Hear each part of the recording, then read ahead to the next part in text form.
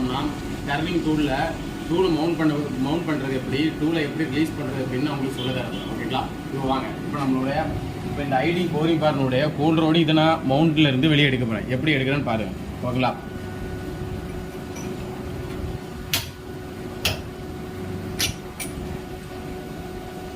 இது ரொம்ப டைட்டெல்லாம் இருக்காது, ஒரு நார்மல் டைட் வச்சாலே போதும், அது நின்று இருக்கும். ஓகேங்களா? நீங்கள் ஓவர் டைட் வச்சிங்கன்னா அது த்ரெட் டேமேஜ் ஆகும்.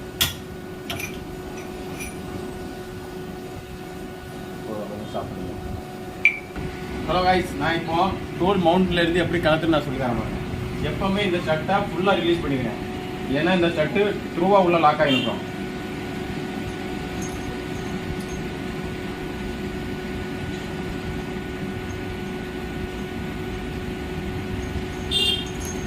ரிலீஸ் பண்ணிட்டு இதை இந்த ஆப்போசிட் பக்கம் ஃபுல் ஸ்பீடில் எடுக்கக்கூடாது, இது ஃப்ளோலே இப்படி தள்ளணும்.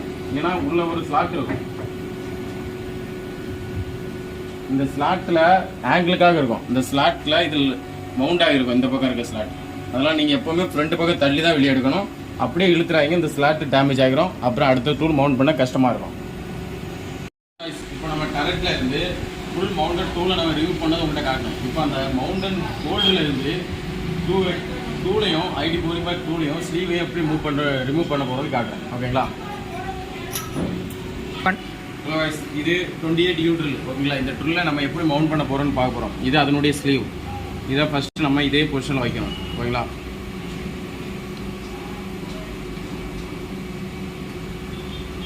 இது ஈவனாக வச்சா மட்டும்தான் கரெக்டாக லாக் ஆகும். நீங்கள் கொஞ்சம் அட்ஜஸ்ட் பண்ணால் கூட இது கரெக்டாக ஒரு லோட் ஆகாது. ஹலோ கைஸ், இது எப்படி மவுண்ட் பண்ண பாருங்கள். இது ஸ்லீவு, இது ட்ரில்லு. ஸ்லீவுக்குள்ளே ட்ரில்லை இப்படி தான் மவுண்ட் பண்ணணும். இதனுடைய ஃப்ளாட்னஸ் இருக்குது தெரியுமா, அந்த ஃப்ளாட்னஸ் இந்த ஹோல்ஸ்னே இருக்கணும். இதுதான் இம்பார்ட்டன்ட். ஓகேங்களா? இல்லைனா கரெக்டாக ஸ்க்ரூ போய் லாக் ஆகாது. என்ன இருக்குது பாருங்கள், இதில் இந்த ஸ்க்ரூ போய் தான் கரெக்டாக இந்த ஸ்லாட்டில் லாக் ஆகும். நான் லாக் பண்ணுறேன் பாருங்கள். இதனுடைய ஸ்லீவ்னுடைய இதனுடைய ஐடி இருக்கும், க்ளோஸ் டாலன்ஸாக இருக்கும், அதாவது O1 O2 தான் இருக்கும். அதனால் நீங்கள் கரெக்டாக ஈவனாக வச்சா மட்டும் தான் இது உள்ளே போகும். பாருங்கள், இந்த ஃப்ளாட்னஸ் இருக்கும் பாருங்கள், இந்த ஃப்ளாட்னஸும் இந்த ஸ்டெட்டும் ஒரே ஈவனாக இருக்கணும். இது நீங்கள் ரொட்டேட் பண்ணி வச்சிங்கன்னா இங்கே லாக் ஆகும். லாக் ஆகும்போது இப்போ டைட்டாக இருக்கும், ஆனால் ட்ரில் ஓடும்போது அங்கே லோட் ஆகும்போது இது டப்புன்னு பெண்ட் ஆகிடும். பெண்ட் ஆகும்போது அங்கே ஹீட்டாகி இன்செட்டு டூலுக்கு அருகைக்கு வாய்ப்பு இருக்குது. ஓகேங்களா? இதுதான் ஆக்சிடென்ட் நடக்க வாய்ப்பு இருக்குது. அதனால் கரெக்டாக ஈவனாக இருக்கணும். இப்போ இதை நான் உள்ளே தள்ளுறேன், பண்ணிட்டேன். ஓகேங்களா? இப்போ இந்த இது கரெக்டாக போய் அதை லாக் ஆகும் பாருங்கள்.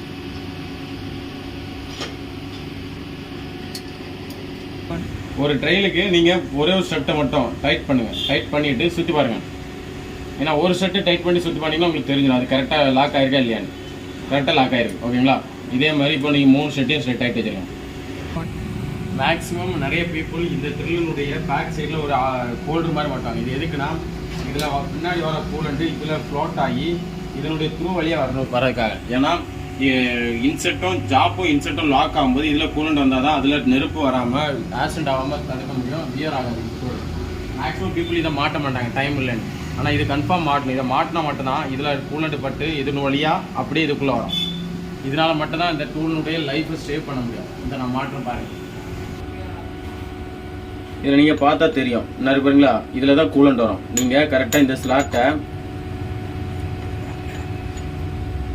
ஸ்லாட்டை கரெக்டாக இதில் நீங்கள் லாக் பண்ணும்போது அந்த இடத்துல கரெக்டாக லாக் பண்ணும்போது நீங்கள் பார்த்து லாக் பண்ணணும். இந்த கரெக்டாக இந்த ஸ்லாட் இது இந்த நட்டும் இதுவும் கரெக்டாக லாக் ஆச்சுன்னா இந்த ஸ்லாட்டும் அதில் லாக் ஆகிரும். அப்போ அந்த கூலண்ட்டு இதில் பட்டு ஃப்ளோ ஆகி இதுக்குள்ளே வரும். இதுக்குள்ளே வரும்போது இதன் வழியாக அது டேரெக்டாக இந்த த்ரூ வழியாக வெளியே வரும். இது வழியாக வெளியே வரும்போது இந்த இன்செட்டு பிரேக் ஆகாமல் அதனுடைய லைஃப் சேவ் ஆகும். ஓகேங்களா? ஏன்னா இது கை RPMல ஓடுறது யூட்ரில். இதில் நம்ம போரிங் பார்க்கினுடைய ஒர்க்கிங்கை சொன்னேன், எப்படி கலத்தணும் எப்படி மாட்டணும். இதே ஃபேஸ் டூல் எப்படி கலத்தணும்னு சொல்லி இதனுடைய மெக்கானிசம் எப்படி ஒர்க் ஆகும்னா இது ஒரு ஆங்கிள் இதில் இருக்கும். ஓகேங்களா? இந்த மெக்கானிசம் நீங்கள் இதை டைட் வைக்கும்போது இது உள்ள இது இன்னர் போக போக இது மேலே லாக் ஆகும். அதனுடைய ஆங்கிள் பெட்டினால இது கீழே லோட் ஆகி இந்த ஸ்லாட்டில் லாக் ஆயிரும். ஓகேங்களா?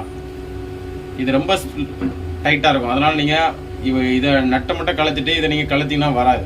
அதுக்கு இதை இந்த 2 பக்கமும் இருக்கிற ஸ்டெட்டை கலத்திக்கிட்டு ரிமூவ் பண்ணிவிட்டு ஆஃப்டர் சென்டர் ஸ்டெட்டை இன்செர்ட் பண்ணணும். இன்செர்ட் பண்ணும்போது இந்த ஸ்ட்ரெட்டு உள்ள இன்செர்ட் ஆகும்போது இந்த இதனுடைய ஆங்கிள் இருக்கு பாருங்க. இந்த ஆங்கிள் எப்படி இருக்குன்னா கீழே மாதிரி பெண்டு டவுன்ல இருக்கு. ஓகேங்களா, இது அப்படியே பேக் சைடு வர இங்க கேப் கிடைக்கும். இந்த டூலை நம்ம கலத்தலாம். இதுதான் இதனுடைய மெக்கானிசம். ஓகேங்களா, இது தெரியாம நீங்க இதை கலத்திட்டு இதுல நீங்க அடிச்சீங்கன்னா டூல் டேமேஜ் ஆகும். அதே மாதிரி இதனுடைய ஸ்லாட்டும் டேமேஜ் ஆகும். அதனால எப்பவுமே நீங்க அந்த வழியை யூஸ் பண்ண கூடாது. ஏன்னா அடுத்த டூல் மாட்டும் போது இது லாக் ஆகாது.